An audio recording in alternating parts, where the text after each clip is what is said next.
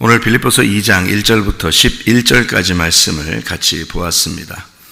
빌립보서 2장 1절부터 11절까지 말씀은 그리스도 예수의 마음을 품어야 된다, 이런 내용을 우리에게 전달해 주는 말씀입니다. 여기에서 4절에 보니까 이런 말씀이 있어요. 각각 자기 일을 돌볼 뿐더러 또한 각각 다른 사람들의 일을 돌보아 나의 기쁨을 충만하게 하라. 이 말이 돌본다는 말이 뭘까요? 자기 먼저 생각해라, 그런 말이에요. 자기를 돌봐줘야 된다 먼저. 그리고 다른 사람도 돌봐줘라, 이런 얘기에 자기 먼저 돌보고 다른 사람 돌보고. 이렇게 한국말로 보면은 좀 그렇게 또 보여요, 그죠? 이게 이제 이 말이, 돌본다는 말이 스코페오라는 단어인데요. 스코페오라는 단어는 주시한다는 말입니다. 잘 주시하고 쳐다보고 이렇게 잘 이렇게 지켜보라, 이런 말이거든요. 그렇게 말을 보면 이제 완전히 다르죠. 그러니까 먼저 누구를 쳐다보라는 거예요? 자기를 잘 쳐다보라는 거예요. 자기를 먼저 쳐다보고 다른 사람을 보라는 거예요. 자기 안 보고 다른 사람 먼저 보니까 자꾸 비판하고 그러는 거예요. 사람들 얘기하고, 다른 사람 얘기하고, 자기 안 보고. 그러니까 다른 사람들 뉴스에 나오고 막 이러면은 아이고 저거 뭐 이렇게 하지. 그렇게 말하는 이유가 뭐예요? 자기는 좀 괜찮은 사람이라는 얘기 아니에요? 자기 먼저 보라는 얘기예요. 다른 사람을 볼 때 자기를 먼저 보라고. 자기 먼저 생각하고, 자기 먼저 보고, 자기 먼저 주시해 보고서 다른 걸 보면 비판거리가 하나도 없어요. 그죠? 판단거리가 하나도 없어. 남편과 아내가 둘이 싸워요. 상대방 보고서 다 잘못했다고 그러죠. 자기 먼저 쳐다보세요. 자기 먼저 보란 얘기야, 이게. 그러니까 그리스도 예수의 마음을 가진 사람들은 다른 사람을 먼저 보는 게 아니라 자기를 먼저 쳐다봐라, 그 말이에요. 이게요. 그러니까 한국말로만 보면은 어떻게 보면 좀 이해가 안 돼서 참 안타까운 게 있어요. 왜냐면 자기 먼저 돌보고 다른 사람을 돌보고 뭐 이래야 된다고 그러니 그렇게 써 있으면 참 어떻게 해야 되겠어요. 그래도 야, 너나 잘 챙겨 뭐 그러니까 그렇구나, 나를 잘 챙겨야 되겠구나 먼저. 그래 놓고 내가 좀 남으면 좀 다른 사람 이렇게 보고 돌보고 우리냐는 것보다 되는가 보다, 이런 얘기인 줄 안다고, 잘못하면. 그죠? 그런 게 아니고 자기를 먼저 생각하고 다른 사람을 생각하고 자기를 먼저 쳐다보고 다른 사람을 쳐다보고 그렇게 하라는 거예요. 그러면은 다른 사람 얘기할 게 하나도 없고 그리스도의 마음을 품는 게 그거는 거예요. 그러니까 그리스도의 마음은, 성경에는 있잖아요. 이게 성경이 그리스도의 마음이죠. 성경이. 근데 이 성경이 그리스도의 마음, 이 성경은 누구 때문에 써 있는 거예요? 다른 사람 자꾸 얘기하라고 써 있는 게 아니에요. 나를 쳐다보라고 써 있는 거죠. 각자 자기를 보라고 성경이 쓰여 있는 거예요. 그러니까 자기를 보는 책이죠. 이게 거울이에요. 그래서 성경을 거울이라 그러는 거예요. 다른 사람 비추려고 이렇게 보이는 게 아니잖아. 거울 가지고 다른 사람 이렇게 막 다른 사람 이렇게 막 비춰봐봐. 눈 식어, 아주 눈 식어 이렇게. 자기를 보라고 거울이 있는 거지. 그죠? 그러니까 성경 아는 사람, 기독교인들이 비판이 굉장히 많습니다. 기독교인들이요. 판단을 굉장히 많이 해요. 다른 사람 판단을. 기독교인들이요. 다 잘못했대, 그냥. 자기는 괜찮고 다 잘못했대, 다. 성경적으로 이렇게 보면 한심한 사람들입니다. 그렇게 하면요. 자기를 먼저 바라봐야 되는 거예요. 그리고 다른 사람을 보는 거예요. 이게 성경적입니다. 우리 디모데후서 2장 22절을 한번 볼까요? 디모데후서 2장 22절 한번 보면요. 또한 너는 청년의 정욕을 피하고 주를 깨끗한 마음으로 부르는 자들과 함께 의와 믿음과 사랑과 화평을 따르라, 이렇게 되어 있습니다. 거기에서 보면 깨끗한 마음으로 이렇게 되어 있어요. 깨끗한 마음으로. 이 깨끗하다는 말이 카다로스라는 단어인데요.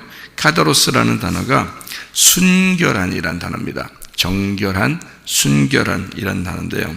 이 깨끗하다는 말은 정결한, 순결한, 그 말은 이제 거룩한이란 말이에요. 같은 말이죠. 그리고 흰 세마포. 왜 우리가 천국에 올라가면은 어떤 옷을 입혀줘요? 하나님이 흰 세마포를 입혀준다 그러잖아요. 이 세상에 있는 흰 색깔 아닙니다. 여러분이 보시면 알아요. 나중에 올라가서서 보시면 알고, 혹시 하나님이 뭐 눈을 열어서 여러분을 보여주시면 알겠죠. 이런 흰 색깔이 아니에요. 이렇게 우리가 보는 이런 옷의 흰 색깔 이런 거 아니고요. 투명한 색깔이에요. 투명한 거예요. 그래서 이게 꼭 투명해서 비칠 것 같은데 안 비쳐요. 그러니까 흰 색깔인데, 흰 색깔, 우리 같은 보는 흰 색깔 이렇게 보여지는 그런 흰 색깔이 아니고 투명한 옷이에요. 투명한 옷 같은데 빛이 나서 희게 보이는 거예요. 이 옷이 투명한데 빛이 이렇게 막 나니까 희게 보이더라고요. 그렇게 제가 봤어요. 그거를 천사가 그렇게 옷을 입고 저에게 와서 제가 이렇게 가까이서 봤어요. 그거를 이게 눈을 쳐다보니까 얼굴도 잘 안 보여요. 얼굴이 분명히 안 보여요. 왜 안 보이냐면 빛이 나니까 안 보여요. 빛이 나니까. 머리도 빛이 나니까 안 보여요. 그런데 이제 그 분명히 머리카락이 있어요. 눈도 있고 코도 있고 입도 있어요. 안 보여요. 빛이 나니까 안 보이는데 분명히 있어요. 제가 그게 알겠어요. 그냥 보이는데 알겠어요. 알겠는데 안 보여. 빛이 나니까 안 보였는데 분명히 눈, 코, 입이 있어요. 근데 이 세상 사람들 얼굴 중에서 참 가장 아름답다 하는 것보다 더 아름다운 모습이에요. 분명히 손가락도 있어요. 손도 있고요. 팔도 있고 다리도 있고 다 있어요.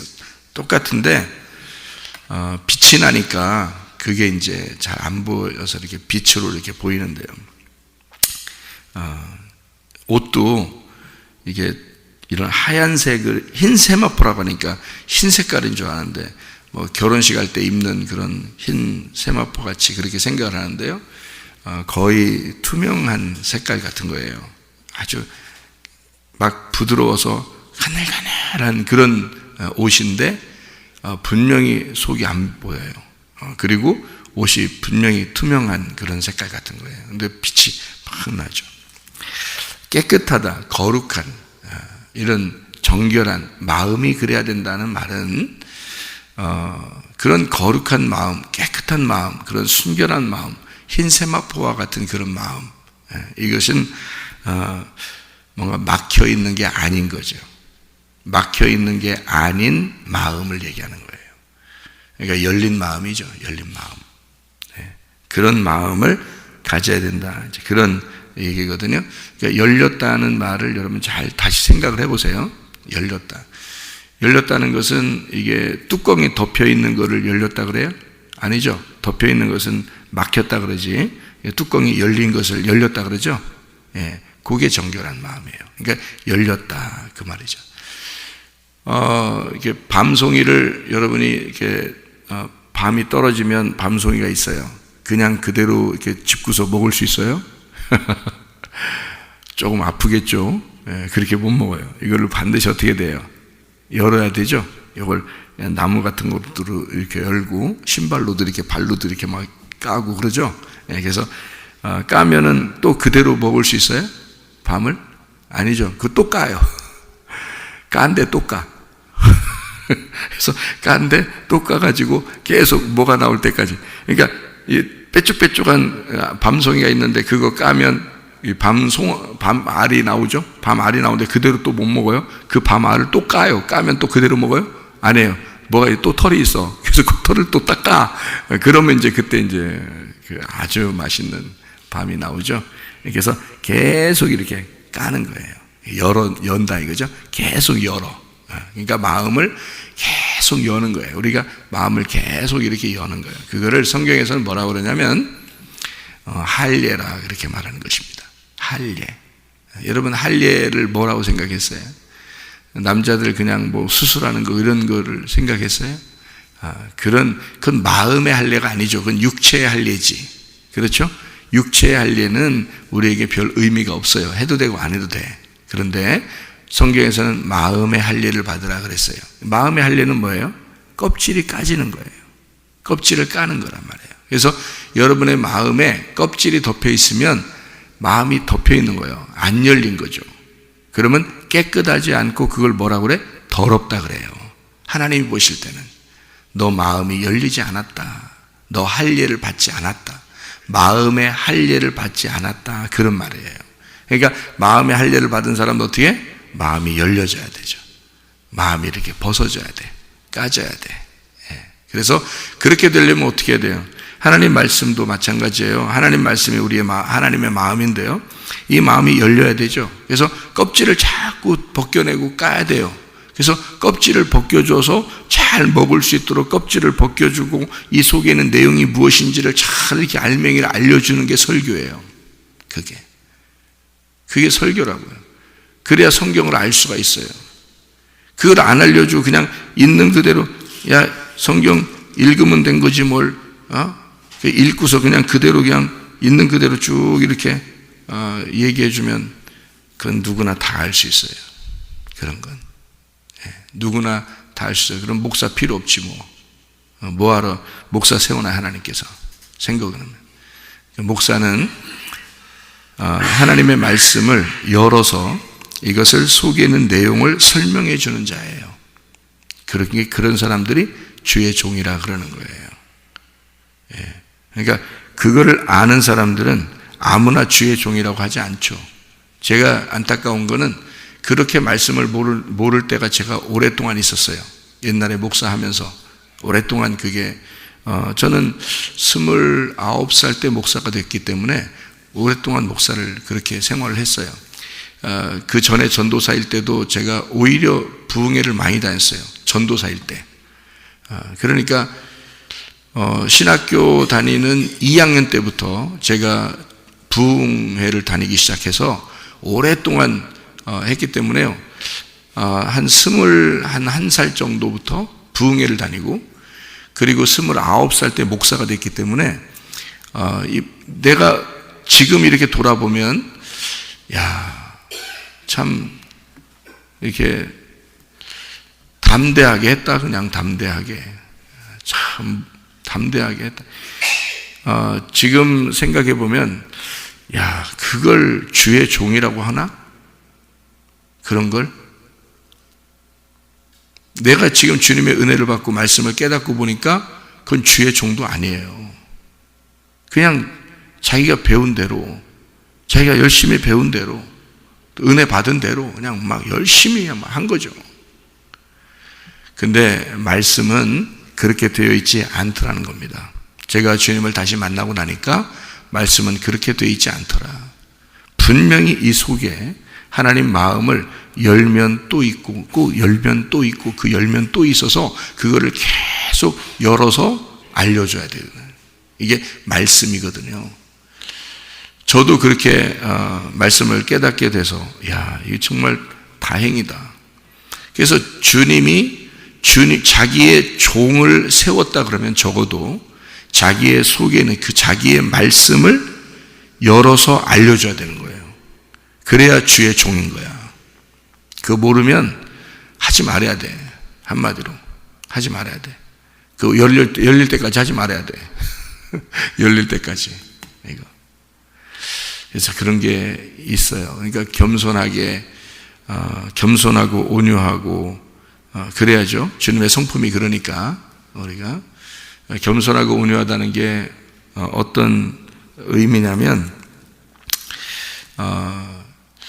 깨끗하게 열려진 할례받은 마음이에요. 그게 겸손하고 온유한 마음이에요. 그러니까 하나님이 인정하는 사람하고 사람들이 인정하는 온유하고 겸손한 사람하고는 다르겠죠. 그러겠죠. 그러니까 성경에서 민수기 12장에 보면 모세라는 사람이 있는데요. 이 모세라는 사람은 하나님이 인정하는 온유한 사람이었습니다. 그 민수기 12장에 나와 있는 모세는요.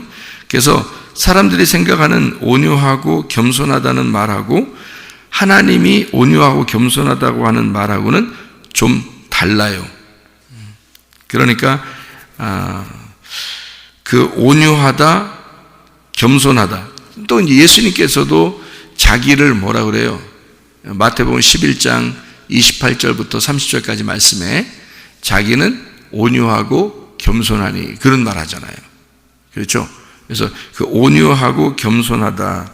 여기도 빌립보서에서도요 2장에 보면 너희가 아무 일에든지 다툼이나 허용으로 하지 말고 오직 겸손한 마음으로 각각 자기보다 남을 낮게 여기고 그랬죠. 그러니까 자기를 먼저 쳐다보면 다른 사람을 먼저 쳐다보지 말고 자기를 먼저 쳐다보면 자기가 주님께 은혜를 받은 사람이잖아요. 그러니까 죄인이잖아. 그러니까 다른 사람을 자기보다 더 좋게 여길 수가 있는 거예요. 그러면 다른 사람에 대해서 얘기할 거리가 있어요, 없어요? 없어요. 네. 자기만 돌보면 돼요. 자기만. 그래서 자기만 잘 돌보면 그러면 다른 사람을 볼 수 있어요. 자기를 보고 다른 사람을 볼 수 있으니까. 그렇게 보라는 거 아니겠어요? 그죠? 그러니까 여기서 다툼이나 허용으로 하지 않게 되죠. 어떻게 하니까? 겸손한 마음이 되니까. 겸손한 마음이 되니까. 그래서 주님도 온유하고 겸손하다 그렇게 이야기하죠. 마태복음 11장 29절에는 온유하다, 주님께서 온유하다, 이게 프라우스라는 단어인데요. 이게 온유한, 겸손한 이란 단어인데 이게 프라소에서 나온 단어예요. 이게 계속적으로 습관적으로 수행하고 성취하고 세금을 내고 뭐 이런 거죠. 의무적으로 이렇게 막 억압되어 있는 그런 걸 말하는 거예요. 그런 마음으로 사셨다는 얘기고, 겸손이라고 하는 말이요. 여기 지금 나와 있는 빌립보서 2장에 3절의 말씀에 보니까 오직 겸손한 마음으로라고 되어 있는 이 겸손이라는 말이 타페이노 프로시미라는 단어입니다. 타페이노 프로시미라는 이 단어는 마음의 굴욕감을 말하는 거죠. 마음의 굴욕감. 그러니까 마음의 비하. 이렇게 아주 굴욕적인 여러분 굴욕적인 당해봤나요? 누가 막 정말 무시하고 정말 이 사람 자기를 무시하는 그런 거 해봤나요? 저는 그거 당해봤거든요. 저는 많이 당해봤어요. 그게 어떤 건지를 알아요. 막 가슴이 떨리고요. 정말 어떻게 할 수가 없어요. 네. 그 마음의 어떤 굴욕감을 이렇게 갖게 되면 정말 무시당하고 정말 굴욕감을 당하면요 가슴이 떨리고 정말 어떻게 할 수가 없어요. 그래서 그게 몇 번 이렇게 당하잖아요. 그러면 주눅이 들어요. 주눅이 들어서 뭘 말할 수가 없어요. 그냥 숨고 싶고 그냥 혼자 있고 싶고 그래서 그냥 막 우울하고 혼자 있고 싶고 막 그냥 어떻게 그냥 남하고 같이 이렇게 얘기하고 싶지도 않고 쳐다보고 싶지도 않고 그냥 혼자 그렇게 숨어 있고 싶은 그런 사람이 돼요. 저는 그거를 당해봤고 실제로 그렇게 살아봤고 그랬어요. 여러분. 근데 그게 성경에서 말하는 겸손한 단어가 그런 단어예요. 그러니까 완전히 짓눌려버린 그런 단어가 이런 단어예요. 짓눌린, 낮은 신분, 초라한, 자기가 얼마나 초라해 보이는 그런 느낌이 오거든요. 아마 여기 앉아 계신 여기 설교를 듣는 분 중에서 제가 아마 그런 가장 그 굴욕감을 가져본 사람 중에 하나일 거예요. 제가. 그래서 그런 마음을 알아요. 이게 무슨 마음인지를 아는데 이게 타페이노, 굴욕을 주다, 아래로 끌어내리다, 이런 단어예요. 그렇게 나온 단어. 타페이노시스, 억압된, 낮은 신분이라는 말이고요. 그래서 이것은 완전히 짓눌려버린 이란 단어에서 우리가 이것을 볼 수 있는 단어거든요. 그러니까 예수님께서 하늘나라에 계시다가 이 땅에 내려온 자체가, 이건 하늘나라의 그 영광을 버리고 이 땅에 내려오신 그 자체가 겸손이에요. 그러니까 예수님 입장에서는. 그러니까 모세가 어떻겠어요? 모세가 어떤 마음이겠어요? 민수기 12장에 모세가 온유하죠. 그러니까 하나님이 모세를 온유하다 그러잖아요. 그러니까 어떻게 된 사람이에요, 이 사람이? 애굽에서 왕자로 자라났어요. 40년 동안을 왕자로 살았어요. 그런데 광야로 도망 나왔거든요. 거기 광야로 도망 나와서 거기서 40년을 있었어요.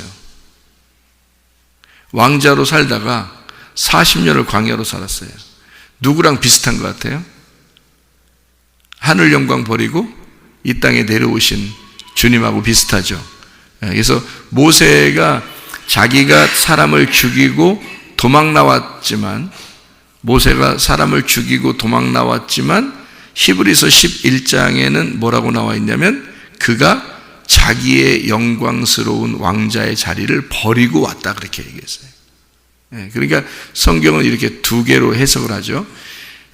모세는 사실 도망 나온 거예요. 사람을 죽이고 이것이 이제 정치적으로 이제 엮이기 싫어서 도망 나온 거거든요.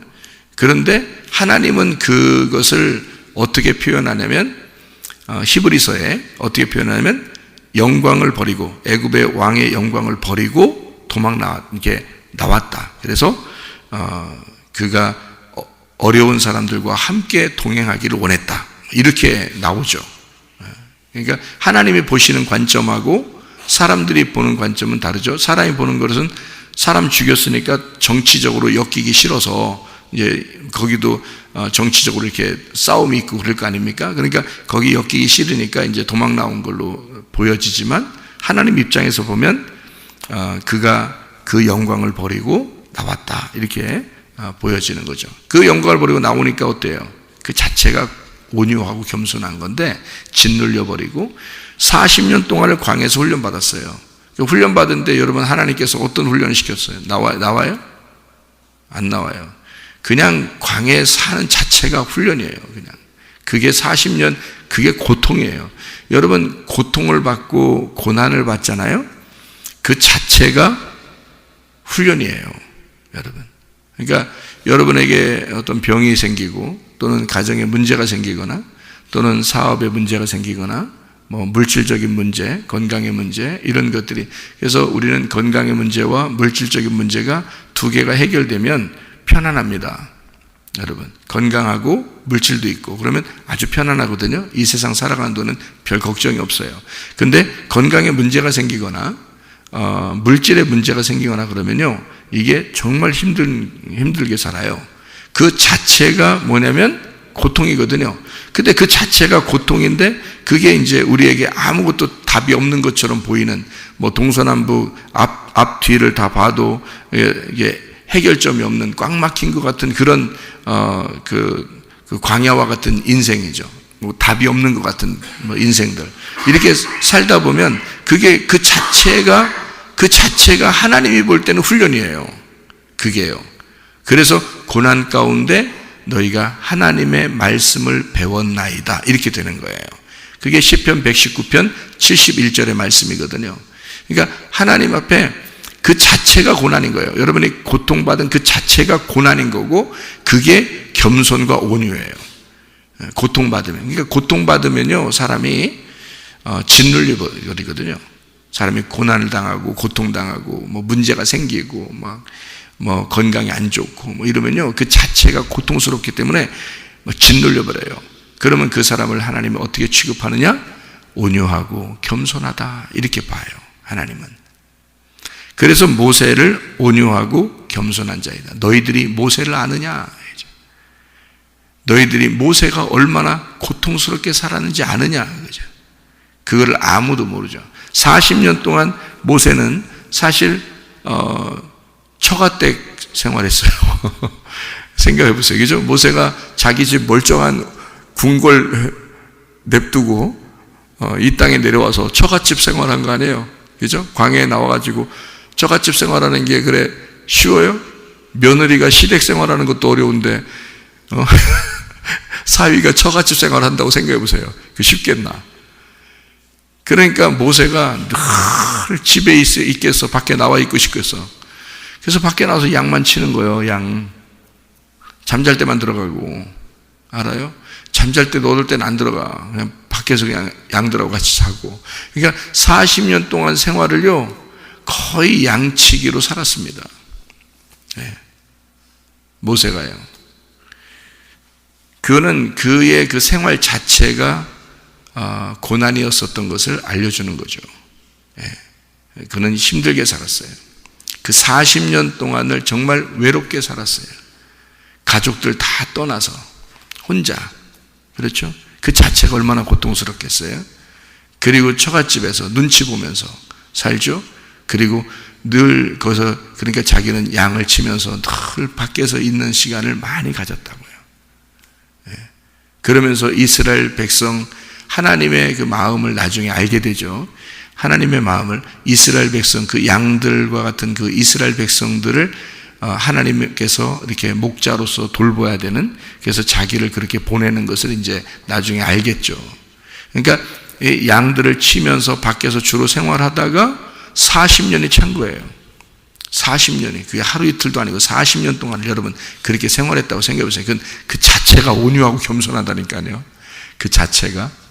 예. 그 자체가 고난이에요. 그 자체가 짓눌린 거고. 그런 삶을 살았어요. 그래서 40년이 지나고 나니까 모세는 몰랐어요. 언제 하나님이 자기를 부르시는 것도 몰랐어요. 그냥 사는 거예요. 자기는 원래 이런 인생을 이렇게 살아가야 되는가 보다, 이렇게 생각하고 사는 거예요, 여러분.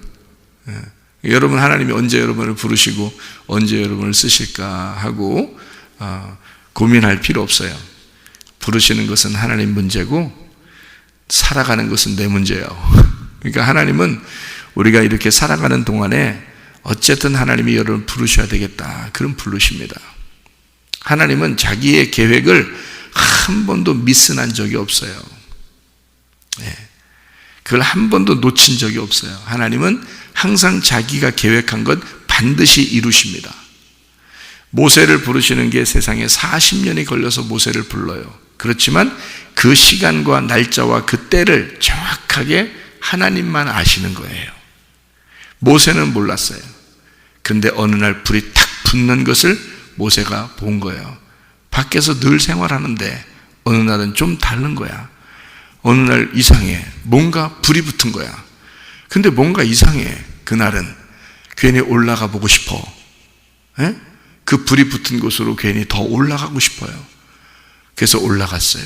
근데 거기서 하나님이 나타나신 거예요. 여러분, 그는 모세가 계획한 것도 아니고 하나님의 계획이었어요. 모세는 그냥 자기가 그냥 살았어요. 그냥 살아야 되니까 사는 거죠, 자기는. 어쩔 수 없이 사는 거예요. 언제 하나님이 자기를 불러서 다시 쓰실 거야, 이런 것도 몰랐어요. 그냥 사는 거예요. 우리도 그냥 사는 겁니다. 그냥 우리가 살아가는 자체를 하나님은 보고 계신 거예요. 여러분, 하나님이 우리가 고난당하고 힘들고 그러면 어떤 생각이 들어요? 하나님 나와 함께 하고 있나? 하나님 나를 정말 사랑하시나? 하나님 내 기도는 듣고 계신가? 라고 생각할지 모르죠. 그건 네 생각이고 하나님이 그러시죠. 하나님은 나는 너와 늘 함께하고 있었어. 너의 고난 속에서 내가 같이 있었고, 네가 울고 있을 때 같이 울었고, 네가 웃을 때 같이 웃었고, 너와 늘 함께하고 있었다. 모세가 40년 동안 외롭게 혼자 있는 것 같이 느껴질 때, 40년 동안 광야에서 하나님이 떨기나무에서 부르시기 바로 전까지는요, 모세의 생활이 거의 나타나지 않습니다. 그 말은 40년을 그냥 한결같이 힘들게 살았다는 얘기예요. 그래서 별로 쓸 것도 없다는 얘기야, 성경에. 40년을 살았는데, 광야에서 40년을 살았는데 별 쓸 게 없어. 성경에 쓰는 내용이 안 나와. 광야에서 어떻게 살았는지 안 나와. 왜요? 그냥 그렇게 살았어요. 근데 하나님은 그 40년 동안 하나님이 모세와 함께 있었어요. 내가 이 모세를 부르리라. 내가 이 모세를 부르리라. 그래서 하나님은 40년이 찼어. 그러니까 하나님은 딱 부르는 거예요. 불 탁 피워놓고 기다리고 있는 거죠. 네, 때가 됐다는 얘기입니다. 여러분, 하나님께서 때를 정하시는 거예요. 우리가 정하는 게 아니고. 여러분이 막 뭐 하고 싶다고 할 필요도 없어요. 여러분, 교회 와서 뭐 좀 하고 싶다 그렇게 할 필요도 없어. 그냥 말씀 듣고 가만히 있는 거예요. 말씀 듣고 가만히 있다 보면 하나님이 여러분 필요로 하시는 곳에 쓰셔요. 하나님이 알아서 불 딱 피워놓고 기다리죠. 그때가 하나님이 부르시는 때예요. 그러면 하나님의 일하면 되는 거예요. 우리가 살아가는 그 자체가 하나님이 우리와 동행하시고 함께 하셔요. 우리는 뭐 굉장히 노력해서 하나님을 만나려고 하지만 하나님은 그냥 우리와 함께하고 계신다고요. 모세가 광야 40년 동안 아무것도 안 하고 그냥 있는 것 같아요. 자기 힘들고 어렵고 외롭고 울고 그랬겠죠. 가족들 다 떠나서 혼자 그랬지만 그가 하나님이 함께 하시고 계시다는 사실을 잘 몰랐을지도 몰라요.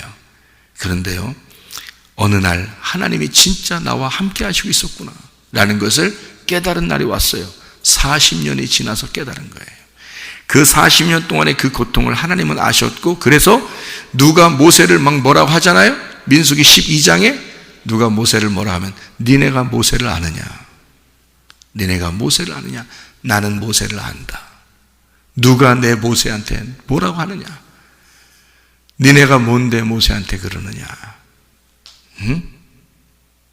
니네가 뭔데 나의 종에게 니네가 뭔데 얘기하느냐. 그래서 그 자리에서 문둥병 걸리게 만들어버려요. 그러니까 하나님은 모세를 변호하시는 거죠. 왜? 하나님이 40년 동안 모세가 어떻게 생활했는지 알아요. 얼마나 힘들고 고통스러웠는지 하나님이 함께 하셨어요. 다 알아요. 다른 사람들은 모르죠. 제가 그냥 갑자기 말씀 알고 갑자기 나타나서 목사하는 줄 알죠? 저요?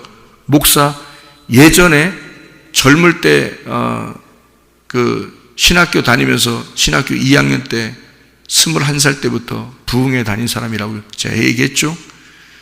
귀신 쫓고 병 고치고 부흥회 하고 그랬던 사람이에요. 그런데 막 잘 이제 하려고 하다가 교회도 부흥하고 막 잘하려고 하다가 다 망했어요. 저요. 내가 죄 가운데 있었어요. 그리고 다 망해버렸습니다. 그때 저는 가정도 교회도 다 풍지박산 났습니다. 저는요. 다 잃어버렸어요. 여러분이 그 고통 알겠어요? 내가 얼마나 자존심이 센 사람인데요. 내가 얼마나 자존심이 센 사람인데 그거를 딱 깡그리 무너져서 내가 이 세상에서 바닥을 겨야 되는 그런 사람, 숨어 있고만 싶은 사람으로 내가 사는 것이 하루 이틀이 아니에요. 몇 년을 그렇게 살았어요. 몇 년을. 교회도 못하고 아무것도 없이 몇 년을 그렇게 살았어요. 어느 날 갑자기 나타나서 목사로서 하나님 앞에 주인께서 다시 부르셨다고 세워져서 말씀을 깨달았다고 얘기하는 게 그냥 순식간에 그냥 나타난 줄 알아요? 여러분? 그렇지 않아요. 내가 힘들고 고통받고 외롭고 어려울 때 나의 눈물을 보신 분은 하나님이셔요. 내가 힘들어할 때 나를 아시는 분은 하나님밖에 없어요. 아무도 저를 모르잖아요. 제가 어떻게 생활했는지, 제 마음이 어땠는지, 제가 얼마나 짓눌려 있었는지를 아무도 모른다고요. 제가 얼마나 죽고 싶었는지. 실제로 저는 병이 걸려서 죽을 병이 걸렸던 사람이에요. 그래서 하나님 앞에 절 차라리 죽여달라고 그랬어요. 제가 하나님 죽여주세요. 내 아이들 내가 정말 잘 키워보려고 했어요. 잘 키워보려고 하니까 화가 나. 너희들 잘해야 되니까. 그렇게 화가 날 정도로 저는 잘 키워보고 싶었어요. 율법적으로. 왜냐하면 나같이 실패하게 하고 싶지 않았으니까. 그렇게 살았던 사람이에요. 그렇게 짓눌리고 외롭고 아무도 나를 알아주지 아니하고 나를 비난하는 것 같고 나를 욕하는 것 같고 실제로 욕도 많이 했고 저한테. 그래서 그렇게 힘들게 살았던 사람이에요. 그러다가 어느 날 주님께 내가 이렇게 살면 안 되겠다. 갑자기 마음이 들어와요. 갑자기 생각이 바뀌어요. 갑자기 떨기나무에 갑자기 불이 확 붙은 거예요. 갑자기. 나같이 이런 가시 같은 나무, 떨기나무, 아무도 안 알아주는 그런 나무, 정말 형편없는 나무, 아무도 나무 같지 않게 생각하는 이 나무가 갑자기 불이 확 붙은 거예요. 갑자기 불이 붙어가지고 막 생각이 바뀌는 거예요. 마음이 바뀌는 거예요. 내가 하나님 앞에 회개해야 되겠다. 내가 하나님 앞에 오늘 쇼부를 봐야 되겠다. 내가 하나님과 내가 오늘 해결하지 못하면 난 일어나지 않으리라 해서 무릎을 꿇었어요. 그리고 하나님 앞에 기도했어요. 정말 엉엉 울면서 기도했어요. 왜냐하면 내 신세가 너무 한탄스럽거든. 내가 너무 초라했거든요. 내가 너무 힘들었거든. 살 희망조차 없었거든. 차라리 죽는 게 나았거든. 내 아이들 내가 그렇게 잘 키워보려고, 율법적으로 그렇게 잘 키워보려고 아이들 유학 보내서 중국어도 영어도 다 시켜보려고 그렇게 다 했는 사람이거든요. 열심히 나보다 더 훌륭한 사람 키워보려고 그렇게 했는데 내가 죽을 병이 걸리니까 어떤 마음이 드냐면 이런 아이들도 누군가라도 잘 키우겠지 하면서 그냥 내가 내 자신을 포기했어요. 하나님 나 죽여주세요. 살고 싶지 않습니다. 내가 죽을 수 없으니까. 내가 죽으면 가룟유다 같이 될 것 같아서 그냥 하나님 나를 죽여주십시오. 내가 병이 났을 때 그렇게 고백하며 기도했어요. 그랬더니 하나님이 살려주는 거예요. 그냥 살려줘서 겨우 생명이 자꾸 사는 거예요. 그냥 그래서 살았어요. 그냥 살아서 그냥 살아야 되니까 그냥 또 살았어요. 안 죽이니까 하나님이. 그러다가 오늘 하나님 앞에 진짜 하나님 내가 오늘 결정하겠습니다. 내가 다시는 이 세상적으로 살지 않고 눈꽃만큼도 내가 눈꽃만큼은 아니겠지. 하여튼 내가 다시는 세상적인 길로 가지 않고 오직 하나님만 바라보겠습니다. 내가 다시는 죄 짓지 않겠습니다. 내가 주님만 바라보고 살겠습니다. 그래서 하나님 앞에 엉엉 울었어요. 하나는 억울해서 울었고 다시는 내가 세상적으로 한 번도 살지 못할 것 같으니까 이제는 아쉽고 억울하고 그리고 내가 너무 힘들었고 그랬으니까 거기에 대해서 한탄스러워서 그래서 울었어요. 또 하나는 하나님 내가 주님의 일만 하게 됐으니 이제 내가 다시 주님께 돌아왔습니다. 그러니 하나님 내가 사랑합니다. 주님이 나를 사랑하셨는데 내가 주님을 사랑하지 못한 것 같습니다. 제가 주님을 사랑합니다. 그렇게 고백하니까 다시 만난 사랑처럼 너무 행복한 거예요. 하나님께서 나도 너를 버리지 않았다. 나도 너를 불렀다. 나도 너를 사랑했다. 내가 너를 얼마나 기다렸나 모른다. 그러면서 하나님께서 저에게 말씀으로 만나주셨어요. 그날 말씀으로 만나주시면서 이 말씀이 확 풀어지는 거예요. 깜짝 놀랐어요 제가. 그래서 내가 그 전까지의 목사는 목사도 아니구나 그렇게 생각했어요. 아, 이게 말씀이 이렇게 되어 있구나 라는 것을 깨닫게 되고 계속 지금도 샘물처럼 말씀을 솟아나오게 합니다. 말씀이요. 놀라워요. 그래서 우리 집사람이 그래요. 목사님은 진짜 목사예요. 그래. 저보고. 저희 집사람이. 그리고 목사님 참 행복해 보여요.